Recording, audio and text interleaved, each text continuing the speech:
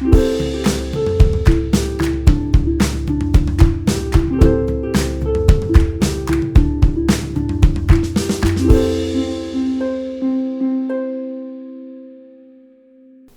à tous et bienvenue dans le 8e épisode de Podcast, le podcast La WebD. Comment ça va, Jackpot? Ça va très bien, Ia, et toi? Bah moi, ça biche, impec. Parfait. Ouais. Ça caribou. Très bien. Ça c'est fait. Bon, plus d'humour dans l'épisode, c'est promis. C'est fini. Bon, non, c'est pas promis du tout. Alors, dans cet épisode, outre les jeux de mots, de quoi va-t-on parler aujourd'hui? On va parler de couleurs et colorisation. Est-ce que vous êtes prêts? On n'a rien entendu. Est-ce que vous êtes prêts? Plus fort, enfin. Bon, la couleur, c'est un formidable outil narratif qui a des vertus émotionnelles et des vertus visuelles pour la visibilité. Mais c'est aussi un outil narratif parfaitement accessoire, surtout dans le webcomic où on n'a pas toujours le temps. Et donc c'est pour ça qu'on vous propose un épisode entier là-dessus. Alors, Jackpot, explique-nous quel est ton processus lorsqu'il s'agit de couleurs. Eh ben moi je fais pas de couleur. Sapristi. Voilà, c'est fait. Non, alors, bah moi j'ai commencé Joe par un strip en couleur parce que j'y croyais. J'étais pleine de bonne volonté et d'ambition. Et ça m'a complètement douchée pour la suite. J'ai tout de suite vu que ça n'allait pas être possible du tout. Parce que ça me demandait en fait beaucoup trop d'investissement. C'est beaucoup trop de création en plus. Parce qu'il faut décider des couleurs, il faut décider des ambiances. Donc c'est des choix créatifs à faire. Donc sur un personnage ou une ambiance, une illustration isolée, ça va, je suis relativement à l'aise, mais sur une bande dessinée où ça change tout le temps, enfin pour moi ça me semblait insurmontable de complexité. De toute façon, moi de manière générale, plus j'ai de choix à faire et de liberté artistique, moins je suis à l'aise, parce que je suis une artiste en carton. Tu veux ta petite ligne voilà, droite. c'est ça, moi il me faut des jalons, je sais qu'il y a pas beaucoup de gens qui fonctionnent comme ça, mais moi c'est comme ça. Donc je me suis dit, je vais exclure tout simplement le problème de l'équation. Donc j'ai choisi de me limiter au noir et blanc, par contre pas au noir et blanc pur, parce que c'est un truc que je sais pas faire, ça demande quand même plus d'expérience et de... C'est vraiment un truc à part, le vrai noir et blanc à la Miller ou à la Mignola. Le noir et blanc en fait c'est très difficile. Voilà, c'est quand même ça je me sentais pas non plus de faire ça, donc j'ai choisi la solution intermédiaire, c'est-à-dire que j'utilise 4 valeurs de gris en tout et pour tout. Plus le blanc et le noir évidemment. Mais comme je voulais éviter que la bande dessinée soit noire et blanche à l'écran, j'ai utilisé une petite astuce de tricheuse. Donc je travaille uniquement en noir et blanc, je fais toute ma couleur entre guillemets, on va appeler ça couleur pour les besoins de l'épisode, mais vous m'avez comprise, voilà. En noir et blanc avec donc mes petites nuances. Et à la fin, je rajoute des calques de réglage Photoshop que j'ai bricolés tout début du webcomic, je crois j'ai plus touché depuis quasiment. Je crois qu'il y a un truc courbe de transfert de dégradé, quelque chose comme ça. Il y a 2-3 calques de réglage qui me donnent cet aspect coloré qu'on voit au final, qui est un petit peu sépia. Donc du coup, ça fait... c'est du faux noir et blanc, c'est de la triche, quoi. Techniquement, je travaille que en valeur, mais j'ai un rendu coloré au final, ce qui rend tout simplement mon webcomic un peu plus agréable à l'œil. Ça lui donne une personnalité aussi, ouais, c'est vrai. À l'ambiance. C'est vrai qu'en plus, ça fait un peu vieux western et tout ça, donc voilà, c'était double effet qui se coule. Après le truc qui m'a changé la vie pour la colorisation en niveau de gris, parce que du coup je fais que des aplats, je fais pas d'ombrage, mais j'ai quand même remarqué que si je rajoutais des toutes petites zones d'ombrage sur la peau des personnages, en fait à quelques endroits hyper stratégiques, type sous le cou, enfin sur le cou, sous le menton, sous le nez, un peu autour des yeux, c'est pas vraiment de l'éclairage à proprement parler, parce que je tiens pas du tout compte d'une source de lumière ou quoi, je mets vraiment ça tout le temps aux mêmes endroits. Mais ça donne un petit peu de volume, et du coup ça donne tout simplement l'aspect que c'est fini. En fait ça empêche l'œil de voir que des aplats. Ça fait un petit trick, voilà, c'est pas cher et ça fonctionne. C'est un truc que j'ai appris quand je faisais de la bande dessinée, quand j'ai fait des bandes dessinées pour un fanzine il y a bien longtemps. C'était un fanzine en noir et blanc, donc on faisait des bandes dessinées en noir et blanc façon manga un petit peu. Et quand j'avais travaillé justement ce qu'on appelait les trames de mes petites BD, j'ai fait ce truc-là, enfin j'ai appris, c'est à ce moment-là que j'ai appris ce truc. Je sais plus exactement dans quelles circonstances, mais bon. Et donc je l'utilise toujours et ça fonctionne très bien. Pour les décors, j'ai besoin d'un peu plus de complexité, je peux pas m'en sortir avec seulement 4 valeurs de gris, parce que comme j'ai pas de contour sur mes décors, Il m'en faut un peu plus justement pour qu'on voit ce qu'il y a, quoi. Pour être sûr que si t'as 2 niveaux de gris similaires côte à côte, ils se détachent Voilà. l'un de l'autre. Oui. Donc du coup je pars de mes 4 valeurs de base, les mêmes que pour les personnages, et ensuite j'ajoute des calques en produit à 50%, où je remets du gris par-dessus, juste pour avoir un peu plus de valeur et pouvoir détacher un peu mieux les éléments, parce que j'en ai besoin, juste pour avoir de la lisibilité. Oui. Et oui, et du coup en doublant des calques comme ça, t'as pas besoin de redessiner par-dessus. Et en juste changeant l'opacité, tu changes la couleur. Voilà. Enfin, tu changes j'ajuste la comme ça. saturation Voilà. du gris. La valeur. La valeur du gris, voilà. J'ajuste du coup mes valeurs comme ça. J'utilise aussi des calques avec du blanc en opacité réduite, encore une fois pour ajuster mes profondeurs, pour détacher les arrière-plans des premiers plans, etc. Et inversement, si je veux détacher un premier plan, je vais mettre du gris en produit par-dessus. Donc c'est assez flexible et simple à utiliser comme méthode. Et pourquoi je fais ça pour les décors ? Ça, c'est parce que au niveau du dessin, en fait, je déteste dessiner les décors au trait. Ça me rend complètement folle. Au bout de la 2e fenêtre, j'en ai marre. Donc c'est pas possible. Ça se comprend. Mais par contre, quand je dessine directement avec un aplat, en fait, c'est une approche qui est un peu plus picturale, là ça me dérange pas. Je peux dessiner autant de fenêtres que je veux, du moment que j'ai pas à faire le trait de contour de la fenêtre. Ça va, je sais pas expliquer plus rationnellement que ça, c'est comme ça que ça fonctionne chez moi. Du coup, c'est pour ça que j'utilise cette méthode avec mes niveaux de gris, mes calques produits, etc.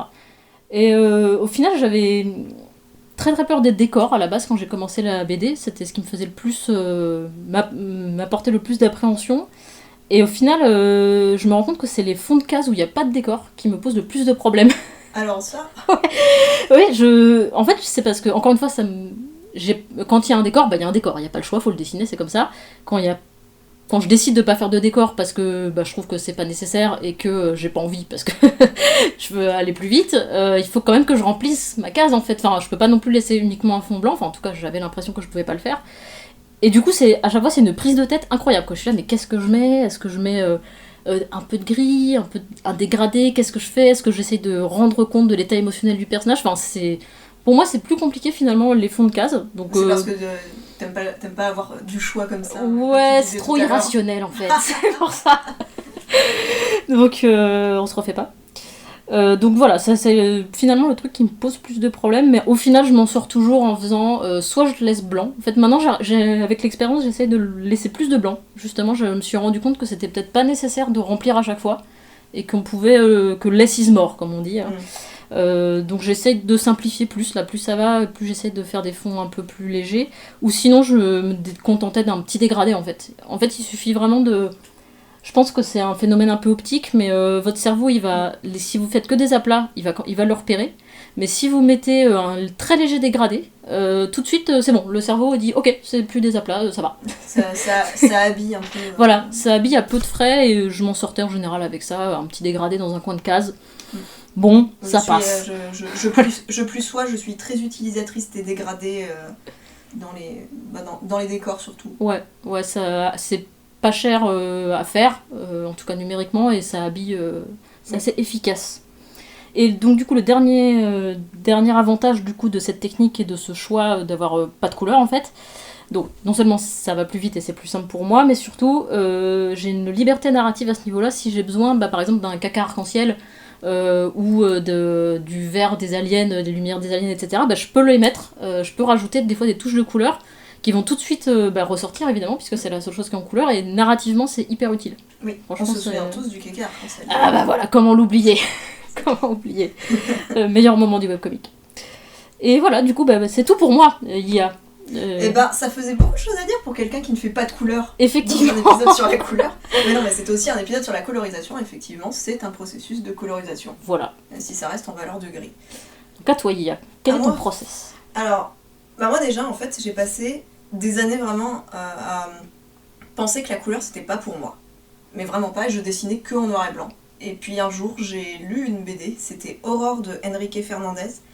Et j'ai trouvé que les couleurs étaient magnifiques. Et c'est pas que j'ai eu envie de faire ce que lui faisait, mais c'est que ça m'a donné envie de tester la couleur. Et j'ai un peu gardé les couleurs qu'il utilisait comme référence un peu lointaine de comment les couleurs fonctionnent entre elles, comment on peut faire des palettes colorées qui sont cohérentes et qui fonctionnent bien. Donc je vous invite tous à aller jeter un œil cette BD en particulier parce que effectivement vous allez voir que c'est très joli. C'est très très très joli. Et du coup à partir de là en fait, je crois que je l'ai déjà un peu dit dans des épisodes précédents, mais pour moi Fangs and Fright c'est le webcomic long que je fais pour justement essayer d'apprendre et de m'autoriser à tester plein de trucs. Et en particulier j'avais décidé que celui-là je le faisais entièrement en couleur pour m'obliger à enfin faire vraiment de la couleur. Et quelle aventure. Alors, le premier truc que je fais moi c'est de me créer un peu, si ce n'est des palettes précises, du moins de choisir quelle va être l'atmosphère colorée principale. Et je choisis ça par rapport à dans quel lieu on est et quel état d'esprit j'essaie d'insuffler. Donc par exemple quand il y a du danger, je mets une atmosphère rouge, même si ça a pas même si le ciel il est pas censé être rouge, et comme je mets un filtre rouge et que je choisis une palette qui a principalement des tons rouge orangés, ça fait que mon image entière devient rouge. Ouais. Mais généralement c'est des partis pris quoi. Ouais voilà, c'est ça, c'est un parti pris, pour moi j'essaye de faire en sorte que ma couleur soit aussi narrative. Oui, c'est ça. Ouais. Tu priorises la narration sur le réalisme, entre guillemets. C'est ça, exactement. Mais les moments où, on va dire, entre guillemets, il se passe rien de spécial, je prends plutôt des teintes violettes pour la nuit. Et ça s'est passé que la nuit pour l'instant. Le violet, cette couleur à tout faire. Franchement, c'est ma couleur préférée. Et je vous conseille de tester le violet. Le violet, l'essayer, c'est l'adopter. Exactement. Donc voilà, ça c'est le premier truc que je décide, c'est grosso modo quelle ambiance colorée je veux et pourquoi. Ensuite, il faut que je fasse un peu plus finement une palette, et là en général ce qui se passe c'est que je fais un peu des tests sur ma première page, si c'est une palette colorée que j'ai pas encore testée. Et donc je regarde quelle valeur de rouge, quelle teinte de rouge, quelle valeur de violet, quelle teinte de violet va être la plus sympa. Et aussi, je vais pas faire toute l'image entièrement en rouge ou entièrement en violet. Donc il faut que je trouve quelle couleur secondaire va accompagner le plus. Donc pour les violets par exemple, j'ai décidé que quand c'était la nuit et que ça se passait dans la forêt et que l'ambiance était cool, j'avais principalement du violet et ensuite j'habillais avec des marrons. Oui. Donc c'est les deux grosses associations dans ces passages-là, c'est violet-marron. Et après, l'autre truc à prendre en compte, c'est comment faire pour que mes personnages, à la fois ils se détachent des décors et à la fois ils soient quand même incorporés dans l'atmosphère. Oui, parce que tes personnages, tu as défini leur couleur avant. Oui, les personnages en l'occurrence, comme j'avais décidé que une grosse partie de l'histoire ce serait dans ces tons violets, j'ai choisi, ils vont changer de vêtements au bout d'un moment, mais pour l'instant ils sont partis sur des vêtements qui ont des tons principalement bleus. Et du coup ça fait que ils sont ni dans les tons violets ni dans les tons marrons du décor. Et donc on les voit bien, mais pour qu'ils soient quand même incorporés à l'atmosphère générale, en fait ce qui se passe c'est très bête, mais je mets un filtre un peu violet sur eux, et je remets ce filtre violet sur le reste des décors en opacité réduite, ce qui fait que les décors sont un peu estompés derrière, mais les personnages n'ont pas des tons qui clashent, et en même temps on voit bien qu'ils permet de faire l'unité, ouais. Voilà, comme ça c'est une unité. Harmonieux. C'est harmonieux, exactement. Après tout ça, en général, ce que j'ai aussi à faire, c'est tester. Donc, ça, c'est un peu presque à la case par case ou planche par planche, tester si j'ai besoin d'utiliser exactement les mêmes filtres, exactement les mêmes dégradés, parce que là, ça va plus suivre l'action en fait. Ah d'accord, pas, tu te réfères pas à une scène où tu vas être toute la même couleur. En fait, je vais avoir, en gros. Je vais reprendre un peu chronologiquement. Donc j'ai préparé tout ça et je me fais des fiches à part, donc des fichiers JPEG, où en fait je me fais un color picker en quelque sorte, où avec ma pipette j'ai été sélectionner, une fois que j'ai décidé toutes mes couleurs, je les sélectionne, je les mets à part et je me note à quoi ça correspond, comme ça. Tu te fais une palette. Voilà, je me fais une palette. Merci de trouver les bons mots pour moi. Et comme ça devient un processus un peu automatique une fois que j'ai une bonne planche. De réutiliser toutes les couleurs qu'il faut ensuite. Et donc j'ai une planche pour mes atmosphères, une planche pour mes personnages, et une planche, donc une palette pour mes atmosphères, une palette pour mes personnages, et une palette si jamais j'ai d'autres trucs importants du genre des effets spéciaux ou un objet particulier qui va revenir, comme ça j'ai tout de côté. Et ensuite je rajoute à ces palettes aussi si j'ai des dégradés ou des filtres particuliers. Mais de temps en temps, selon la narration, ces filtres, ils vont pas être adaptés parce que là, il y a une grosse émotion sur cette planche et donc il faut que j'accentue des trucs. Et même des fois, je peux, juste sur une case, je peux briser la palette parce que c'est nécessaire. Mais voilà, donc c'est ça ce que je fais, c'est me définir qu'est-ce que j'utilise et ensuite... T'apportes des variations. Apporter des variations là où elles sont utiles. Et le truc que je fais aussi, enfin, par goût, c'est que je trouve que quand on utilise de la couleur, c'est très très maladroit d'incorporer du noir de lent. Ah, le noir et la couleur. Ou plus exactement, c'est extrêmement difficile de bien gérer du noir quand on a une page en couleur, donc j'ai décidé de ne pas en mettre. Et même mes lignes de contour de personnages ou de décors, c'est en couleur. Donc si mon atmosphère est violette, je vais choisir un violet foncé. Ouais. Et tes textes aussi ou pas? Ou les textes tu les laisses en noir? J'ai oublié, dis donc. Ça fait trop longtemps que j'ai pas fait de texte. Je crois que j'applique un filtre dessus. D'accord. Parce que j'ai un filtre final, on va dire que je mets sur tout. Et oui, du coup les textes sont en dessous, donc les textes sont pas exactement noirs. D'accord, j'avais pas remarqué.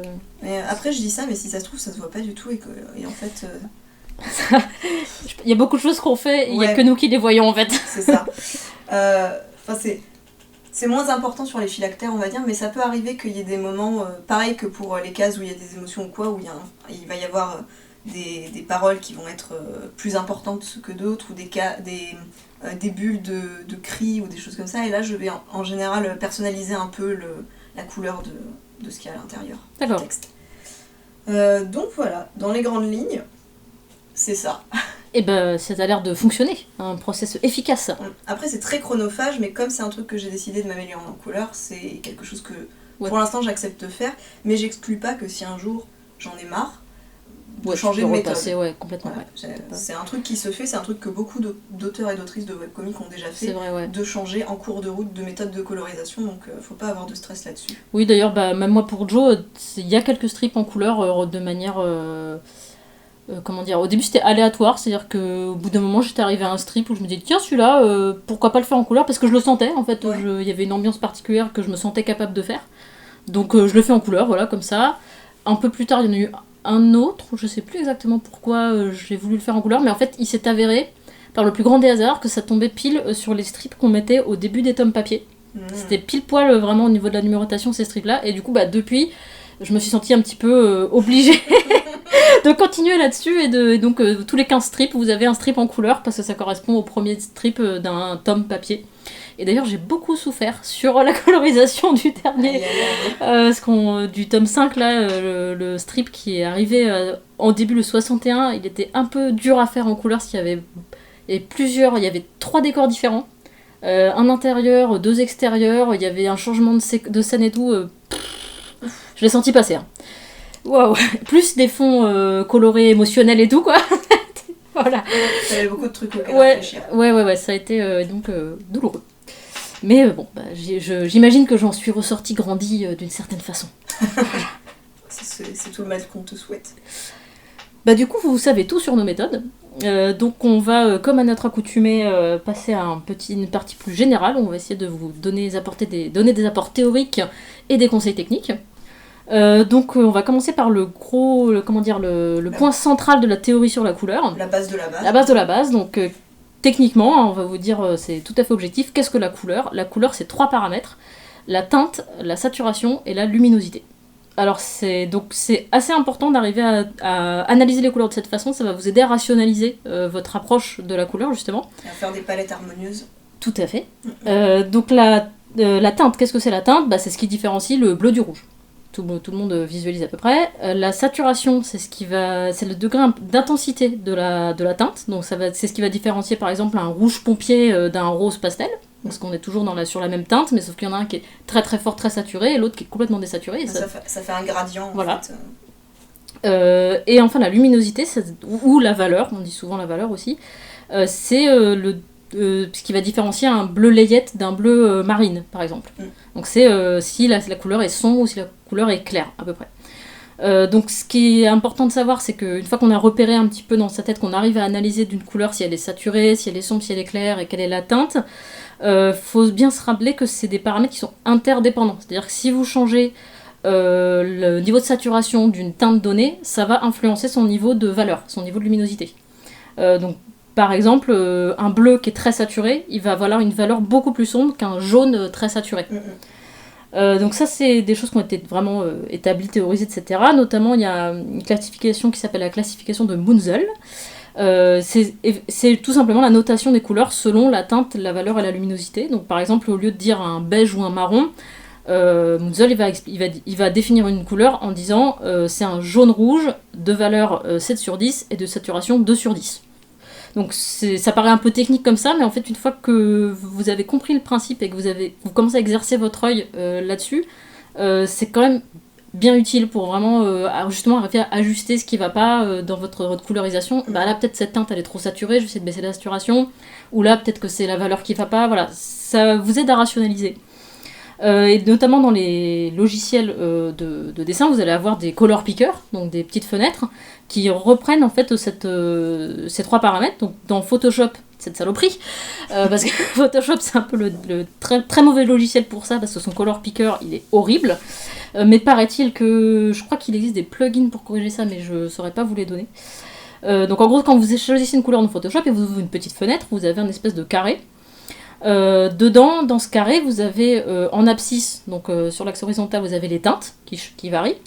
En ordonnée, donc en vertical, vous avez en bas c'est du blanc et en haut c'est la couleur hyper saturée, donc c'est la saturation. Et sur le côté, vous avez une autre échelle dans laquelle vous pouvez bouger votre potard, et ça c'est l'échelle de la luminosité. Donc voilà, on retrouve encore une fois teinte, saturation, luminosité. Et généralement dans les autres logiciels de dessin qui se respectent, enfin en tout cas qui nous respectent nous les artistes, c'est plus pratique. Voilà, c'est plus pratique à utiliser. Vous avez dans le carré, au lieu d'avoir toutes les teintes, vous avez qu'une seule teinte, mais en abscisse vous avez la saturation, c'est-à-dire que ça va être par exemple blanc tout à gauche et saturé tout à droite. En ordonnée la luminosité, c'est-à-dire que ça va être très clair en haut et noir en bas. Et autour, vous aurez peut-être probablement un cercle avec toutes les teintes, les unes à côté des autres. Un color wheel, on appelle ça souvent. Donc voilà, ça vous permet, vous bougez vos potards, votre potard à la fois dans le cercle et à la fois dans le carré, et vous pouvez ainsi régler la teinte, la saturation, la luminosité de votre couleur. Alors d'où ça vient tout ça? On se rappelle que la couleur, on va pas rentrer dans les détails de la physique, hein, je suis pas là pour vous faire un cours, mais la couleur c'est des longueurs d'onde. En fait, quand vous êtes dans la vraie vie et que vous regardez un objet, votre œil perçoit des rayons lumineux, et ça obéit au principe de la synthèse soustractive, c'est-à-dire que vous percevez la couleur des objets parce qu'ils absorbent une partie des rayons lumineux, parce que la lumière du soleil, elle est blanche, donc elle contient toutes les couleurs, et l'objet vous renvoie seulement ce qui correspond à sa couleur, pour simplifier vraiment très très gros. Or, en numérique, nous sommes en synthèse additive. Quand vous regardez votre écran, en fait, votre écran il va produire directement le rayon lumineux de la couleur souhaitée.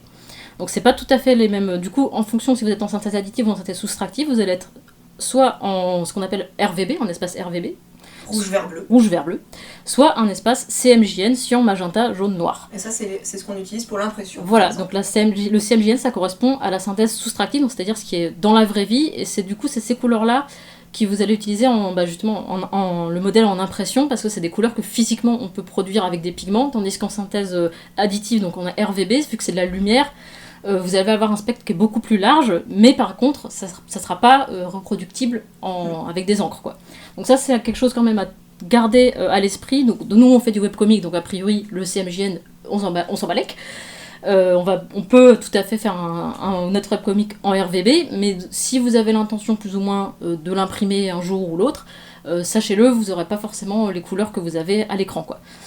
Et par ailleurs, qu'est-ce que je voulais dire ? Oui, n'oubliez pas aussi que nous sommes en webcomic, donc votre bande dessinée sera diffusée sur des écrans qui seront tous calibrés différemment. Ouais.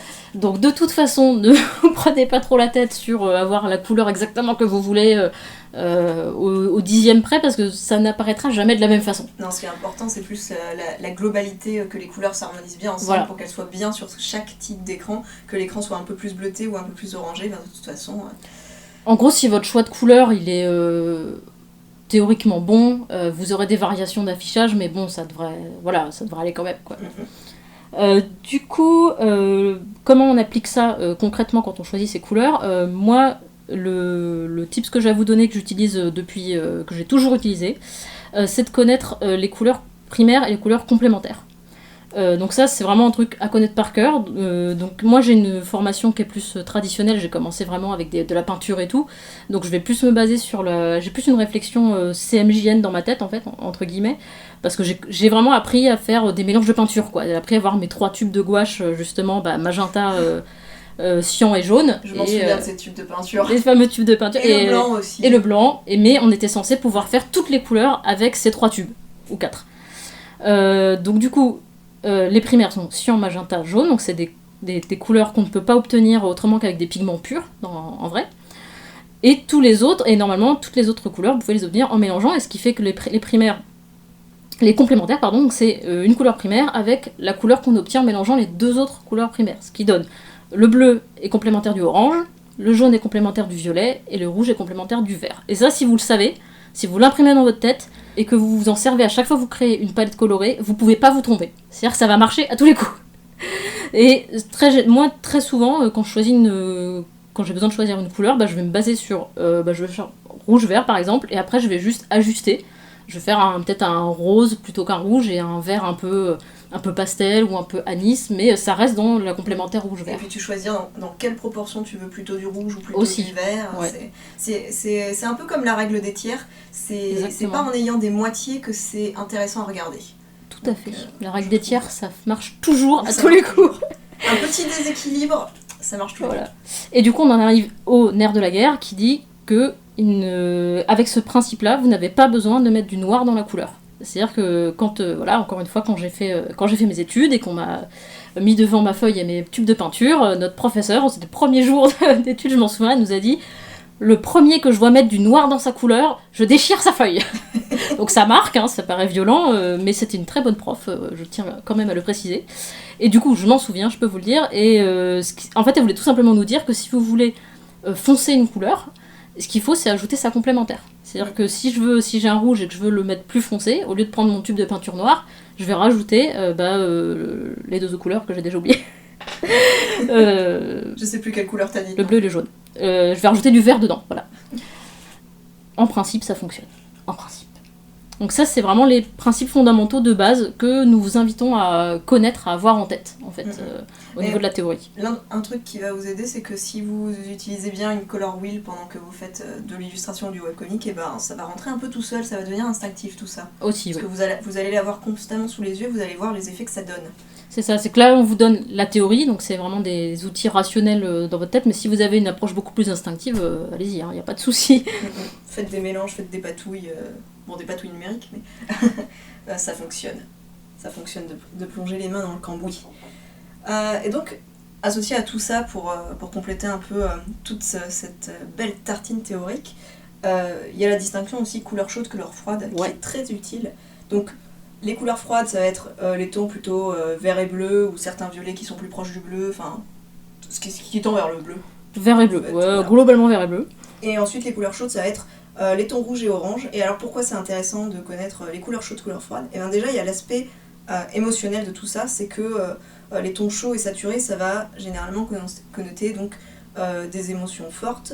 Donc ça va être vivacité, violence, passion, quand il s'agit du rouge, passion, c'est du sang aussi. Et les tons froids et saturés, après ça va plutôt connoter le calme, la douceur ou la tristesse. Et tout ça, ça n'a pas une base scientifique, que le bleu ce soit triste ou que le rouge ce soit la violence. Encore qu'il y a le sang, mais bref. C'est juste que c'est des couleurs qui sont associées dans notre culture à certaines thématiques. Ouais, c'est ça, c'est des connotations qui sont à la fois culturelles et physiologiques en fait. Voilà. Et du coup, nous, quand on est artiste, on peut pas ne pas tenir compte de ça, ou alors il faut qu'on sache très bien comment ça fonctionne si on décide sciemment de s'en détacher. Mais du coup, ça veut dire qu'il faut connaître ça de base. Voilà, c'est des outils narratifs en fait. Voilà, c'est exactement ça, des outils narratifs. Et d'ailleurs aussi, c'est relatif tout ça, parce que si par exemple vous avez une palette avec des camailleux de rouge... Alors juste le camailleux, c'est quand on a une palette avec une seule teinte. C'est-à-dire qu'on choisit, on restait que du rouge, mais utiliser un rouge foncé, un rouge clair, voilà. Mais camailleux, c'est en gros monochrome, enfin c'est pas tout à fait la même chose, mais voilà. juste pour préciser. C'est ça, c'est des variations sur une seule teinte. Voilà, Donc, c'est ça. on change la luminosité ou la saturation. Et donc dans ce camailleux, si vous avez votre rouge vif à côté de votre, du coup un truc qui se rapprochera plutôt du rose pastel, vous allez en avoir une qui va avoir l'air plus chaude et l'autre plus froide. Donc c'est aussi à tenir compte de qu'est-ce que les couleurs côte à côte les couleurs s'influencent, Voilà, les couleurs s'influencent, on les voit pas séparément. C'est des notions qui sont pas absolues, c'est-à-dire que c'est pas parce que vous avez pas de bleu dans votre image que vous n'aurez pas une image froide. Voilà. Et donc ça, vous pouvez vous en servir aussi pour faire de la lumière, puisque les lumières, on va plutôt leur attribuer des teintes considérées comme chaudes, alors que les ombres, on va plutôt avoir tendance à les faire avec du froid. Ouais, disons que c'est un tips aussi, de la même manière que utiliser des complémentaires, ça marche toujours. Si vous avez une lumière chaude, mettre des ombres plutôt froides, et vice-versa. C'est pareil, c'est un tips qui généralement fonctionne. Voilà. Après, ce qui est important aussi, ça on en a déjà un petit peu parlé auparavant, c'est le contraste. Donc les contrastes, on peut aussi les créer avec des couleurs et pas juste avec du noir et blanc ou du niveau de détail. Donc les différents types de contrastes que vous avez, ça va être exactement ce qu'on disait, c'est les contrastes de teinte, les contrastes de valeur, les contrastes de saturation, et donc les contrastes de température avec les lumières chaudes et froides. Et là, on va vous redonner la même astuce qu'on vous avait déjà donnée, plissez les yeux face à votre dessin, pour voir si les couleurs se détachent toujours nettement, si vous pouvez toujours identifier les différentes zones du dessin. Plisser les yeux, ça aide à checker la lisibilité de manière générale. Ouais. Et sinon, autre astuce que donc Jackpot me fait découvrir sur Photoshop ou dans d'autres logiciels de dessin, vous rajoutez un calque noir par-dessus tous vos calques, vous le passez en mode couleur, et en fait il va vous passer tout ça en noir et blanc. Ouais, et donc en valeur de gris. Voilà, il va vous afficher votre image avec des valeurs de gris. Enfin, il va vous montrer vraiment. Il va enlever toute l'information teinte de votre image et garder que l'information valeur, teinte et saturation. Et ce qui vous, du coup, vous verrez tout de suite si vos contrastes fonctionnent. Voilà, sans avoir besoin de vos contrastes de valeur. Et donc ça va vous donner vous verrez tout de suite vos valeurs puisque vous n'aurez plus de saturation ni de teinte. Mais n'oubliez pas que, comme dit plus haut. C'est pas parce que vous avez une même teinte qu'à la même valeur que la saturation sera la même. Donc en fait, ça va vous donner une vision de vos valeurs, mais uniquement de vos valeurs. N'oubliez pas que vous avez d'autres informations quand tout est en couleur. Donc faut pas non plus absolument prendre au pied de la lettre le fait qu'il faut que les valeurs se détachent, etc.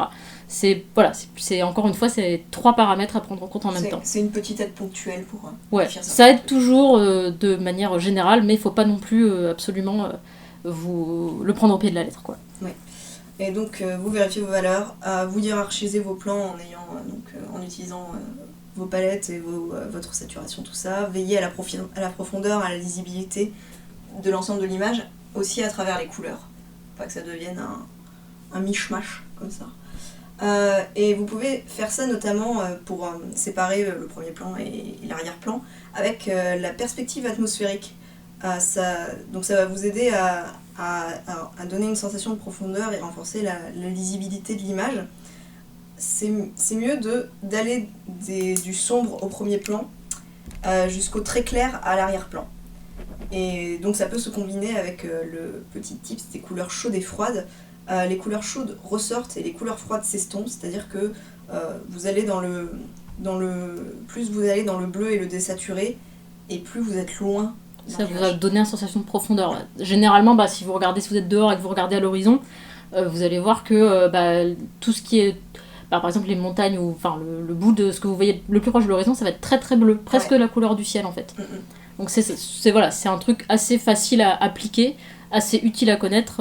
Dès que vous voulez donner de la profondeur et que vous faites une scène avec un ciel bleu, mettez plus de bleu en fonction de la profondeur de votre image et ça devrait fonctionner. Et du coup, si vous faites comme moi et que votre ciel est violet... Voilà, comment tu fais, Guilla ? Et je mets du violet. Voilà. Pas de problème, que des solutions. Du coup, Guilla, comment tu choisis tes couleurs ? Dis-nous tout. Donne-nous tous tes secrets. Voilà, comme j'expliquais tout à l'heure avec mes petites palettes limitées, c'est en fonction de quelle image n'importe quoi, quelle couleur principale je choisis. Et après, donc c'est ce qu'on appelle un scholar script, ce que j'expliquais, c'est de définir mes couleurs en globalité par scène, ambiance, effet narratif recherché. Voilà. En fait, la recette que tu appliques, en fait, c'est la recette de ce qu'on appelle de la palette limitée, c'est-à-dire plutôt que d'utiliser toutes les couleurs de l'arc-en-ciel dans ta bande dessinée, Oui, je choisis. au contraire, tu en choisis un très petit nombre. Tu vas choisir une couleur principale, une couleur secondaire et peut-être une troisième couleur C'est éventuellement que tu vas doser, comme tu disais par exemple au tiers ou 2 tiers de la couleur principale, 1 tiers des 2 autres. C'est ça. En fait, pour vous donner un exemple, donc pour le violet, je me garde plusieurs teintes de violet, des violets un peu plus foncés, des violets un peu plus clairs que j'articule selon les endroits où il y a le plus besoin de tel ou tel, selon la perspective atmosphérique, selon si ça va bien aller avec la couleur qui est juste à côté, voilà. Et après, ça va être ma couleur principale et ça va être celle qui va me servir de filtre de fin, donc comme j'évoquais tout à l'heure. Et pour ma couleur secondaire, je peux en avoir une ou deux. Ça dépend un peu quelle... Ça enrichit. Généralement, Voilà. 3 couleurs, c'est bien. Choisir 3 teintes. 3 teintes de base. Ouais. Et après, je tourne un peu autour, donc en choisissant si pour mon marron, je vais avoir un marron clair, un marron foncé, et je vais prendre peut-être éventuellement, selon à quel point il y a beaucoup de trucs dans ma scène, 1 ou 2 autres marrons qui sont très proches des marrons que j'ai sélectionnés. Et comme ça me permet d'agencer si j'ai un bout de forêt où il y a vraiment plein d'arbres les uns sur les autres, et j'ai le choix entre plusieurs marrons. En fait, tu bloques tes teintes, et après, dans chaque teinte, tu as juste la luminosité et la saturation, voilà, c'est un peu selon tes besoins. Donc ça t'ouvre quand même des possibilités. Et le fait de bloquer les teintes comme ça, ça vous aide à avoir une harmonie, en fait. C'est une petite recette encore qui fonctionne généralement à tous les coups. Oui. Et après, moi aussi j'ai des fonds, les miens ils sont colorés, contrairement à toi qui sont, ils sont blancs ou en questionnement. En questionnement. Donc quand j'ai pas de décor derrière le personnage, généralement je choisis ma couleur principale et j'essaye de bidouiller soit en trouvant un filtre, soit en mettant un dégradé. Un dégradé. Et tu fais jamais des effets un peu... je sais que souvent dans les mangas il y a beaucoup de fonds différents. Enfin, quand je lisais des shoujo mangas, il y avait souvent des fonds très très variés. Des fois il y avait des traits, des motifs, Alors, ça, pour moi, c'est une science occulte, quoi. Alors, j'en utilise très peu. J'en utilise quand il y a des moments de choc, principalement, et je mets plutôt des raies de lumière ou des petits traits autour du personnage. D'accord, ouais. Et j'essaye aussi... Il n'y a pas toujours... des speedlines. Il n'y a pas toujours de dialogue, mais quand il y a des dialogues, j'essaie aussi donc, de faire passer ça par la forme de la bulle et le texte. Je l'utilise très peu, et quand je l'utilise, effectivement, la notion de couleur entre en jeu. D'accord. Donc si c'est un moment de choc, je vais peut-être utiliser une couleur qui justement va clasher avec le reste de l'atmosphère mise en place. C'est ça l'intérêt de, justement, encore une fois, de la palette limitée, c'est que vous pouvez créer des ruptures beaucoup plus facilement. C'est ça, si vous choisissez d'avoir une autre couleur à un moment, et ça peut avoir un sens narratif aussi. Absolument. Encore une fois, la narration, le nerf de la guerre. Et par exemple, si vous avez envie d'avoir une coloration stylisée et très très simple, moi il y a une BD à laquelle je pense souvent, c'est Lucky Luke. Donc je pense que tout le monde connaît Lucky Luke de Maurice. Si vous ne connaissez pas, allez le lire. C'est très très sympa. Vraiment très jeune si vous ne connaissez pas Lucky Luke. Et en fait, Maurice, il a vraiment une façon d'utiliser les couleurs qui est très particulière, et il utilise des couleurs extrêmement limitées. Donc je crois que c'était lié aux contraintes d'impression de l'époque.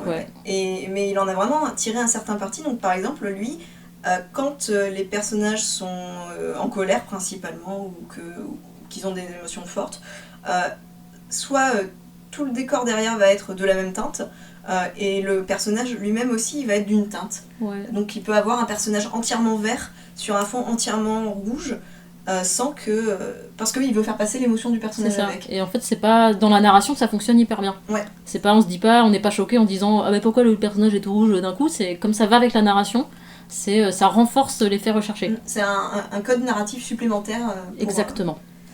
Donc, ne nous en privons pas. Voilà, donc n'ayez pas peur de tester des trucs vraiment... je sais pas...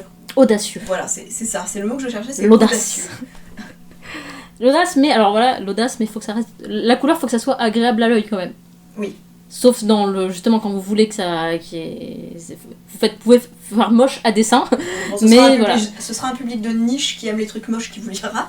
Mais souvent, quand on veut de la couleur, on cherche quand même une recherche... Il y a une recherche esthétique aussi. Il y a la narration esthétique, voilà. C'est pour ça que c'est compliqué, pour ça que j'ai choisi de pas m'embêter avec d'ailleurs. Du coup, dernière petite partie, on va vous parler comme à notre habitude des pièges à éviter et donner nos petites astuces de mémé. Eh bien, dis-nous tout, Jackpot, qu'est-ce qu'il faut qu'on fasse pas ? Alors, je vais enfoncer les portes ouvertes et je vais me répéter comme la mamie que je suis. Pas de noir dans la couleur. Vraiment, franchement, bon, une fois qu'on a l'œil un peu exercé, vraiment ça se voit tout de suite le noir dans la couleur. Et c'est un peu dommage quoi. Enfin, en gros, ce qui me frustre le plus en fait quand je vois une colorisation avec du noir dans la couleur, c'est que je me dis ça aurait pu être évité tellement simplement.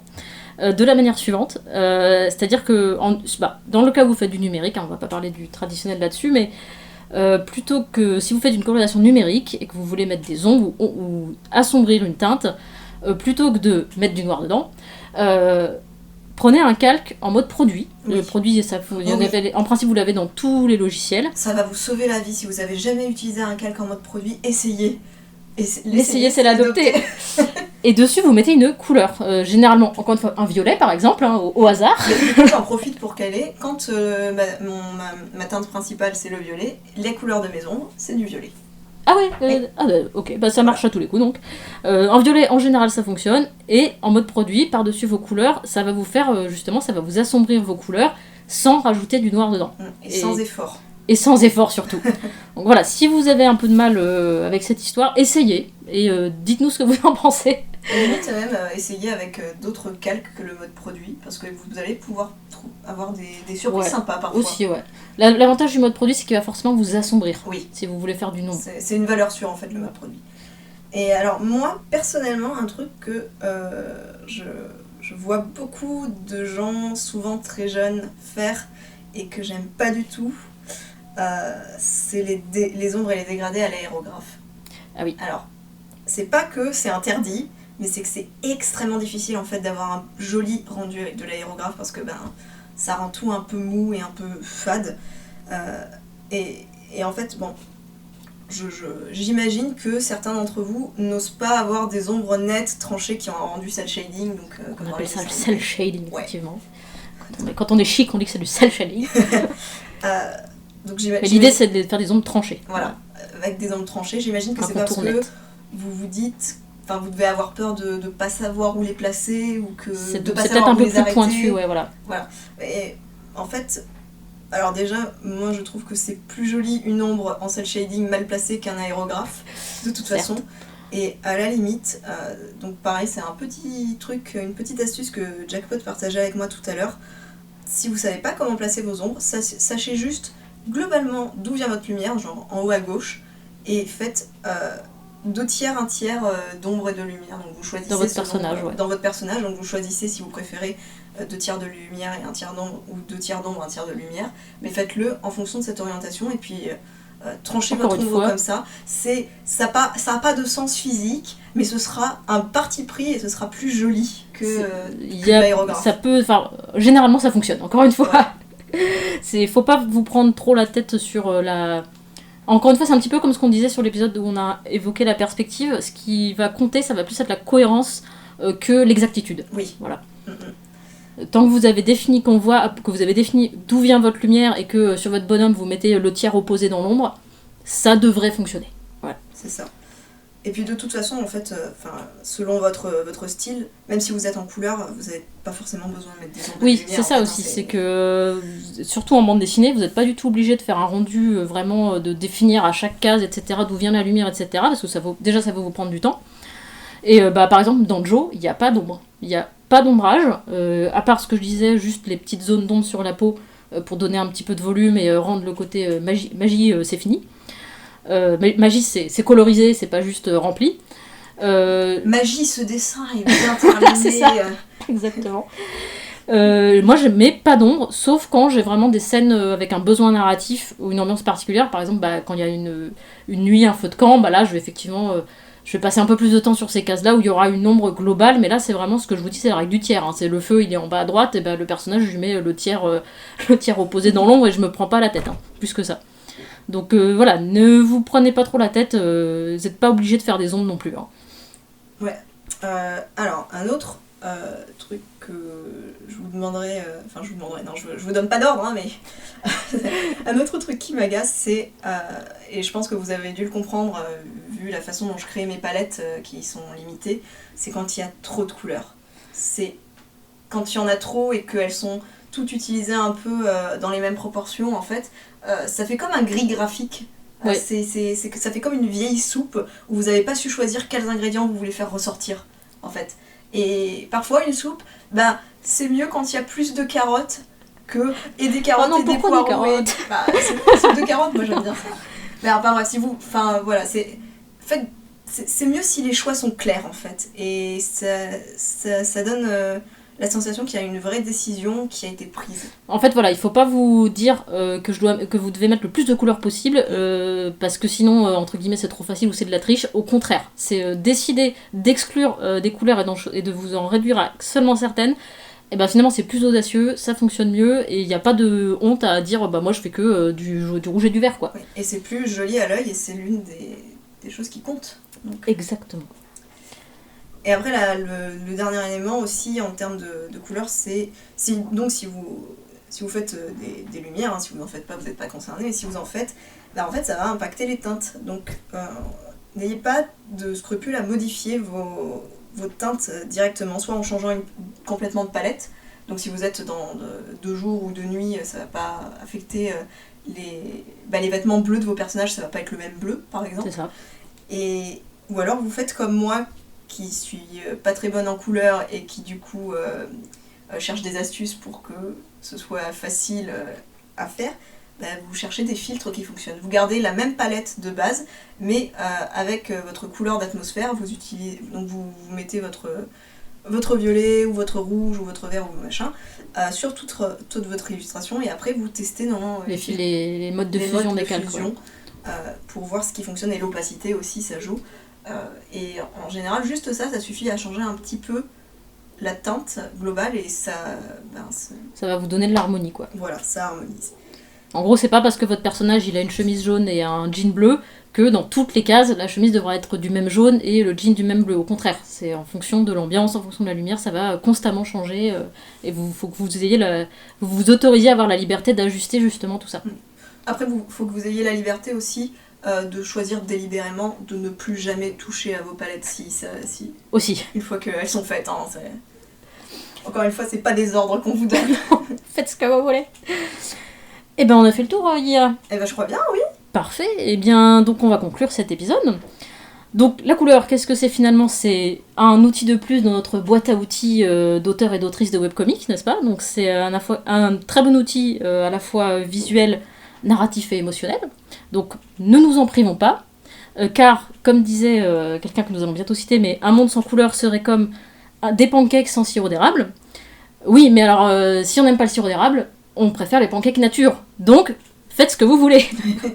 Donc n'oubliez pas, on fait du webcomic, la priorité c'est la narration, donc soit vous êtes à l'aise avec la couleur, vous avez trouvé votre système simple, efficace, qui vous rallonge pas, qui vous rajoute pas 100% de boulot à chaque planche, allez-y. Si vous êtes vraiment pas à l'aise avec, aucun problème, noir et blanc, ça ira très bien, ou juste monochrome, voilà. Et comme d'habitude, vous avez le droit de changer d'avis en cours de route aussi.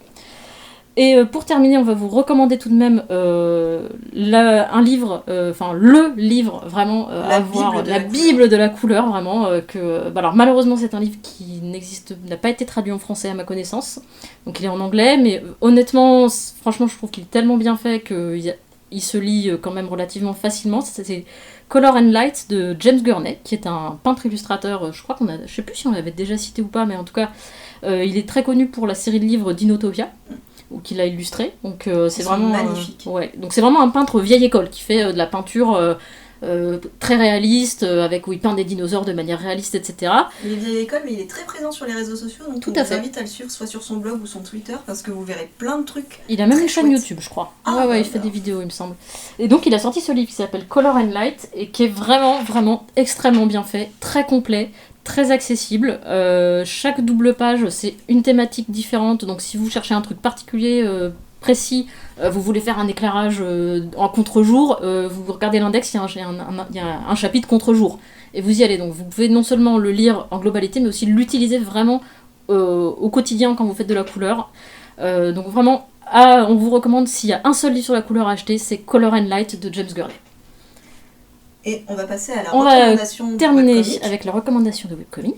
Et on va aller à l'extrême opposé de James Gurney, pour le coup. On a choisi de vous recommander un webcomic qui s'appelle Stutter Hug, qui est par Samantha Davies.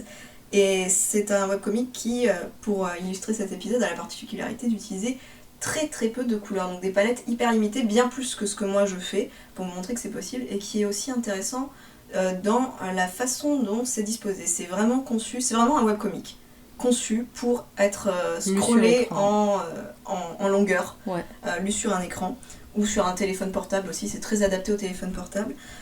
Donc c'est un webcomic fait par une autrice qui n'est pas française, mais le webcomic est muet aussi, donc il réunit comme ça toutes ces petites particularités. Et alors bon, de quoi ça parle, Stutter Hug? Ce sont des espèces de petites pastilles, chaque strip c'est des personnages différents, où c'est généralement des petites scènes très douces avec des personnages qui se font souvent des petits câlins pour terminer un épisode, ou qui se font des amis, ou qui résolvent un petit problème. Donc c'est très mignon, quoi. Voilà, c'est pas très compliqué, c'est pas des grandes histoires, mais il y a plein de petites pastilles comme ça, et en termes donc de plein de choses que les webcomics peuvent se permettre de faire et que d'autres médias de bande dessinée ne peuvent pas, c'est un très bon exemple. Eh bien merci Ia pour cette recommandation. Mais je vous en prie. Eh bien, c'est la fin de cet épisode de podcast. Merci de l'avoir écouté. Comme toujours, n'hésitez pas à nous laisser des commentaires, des likes et vous abonner à la chaîne. Donc, ça fait un peu longtemps qu'on était absente. On espère qu'on ne vous a pas trop manqué. Mais nous sommes toujours là. Voilà. Donc, on se retrouve, on espère bientôt, dans le prochain épisode de podcast qui, lui, portera sur le thème des décors. Et ça fait peur, les décors. Il faudra y passer. Peut-être qu'on sortira pour Halloween. Bonne idée. Pourquoi pas. Eh bien... à bientôt. Au revoir.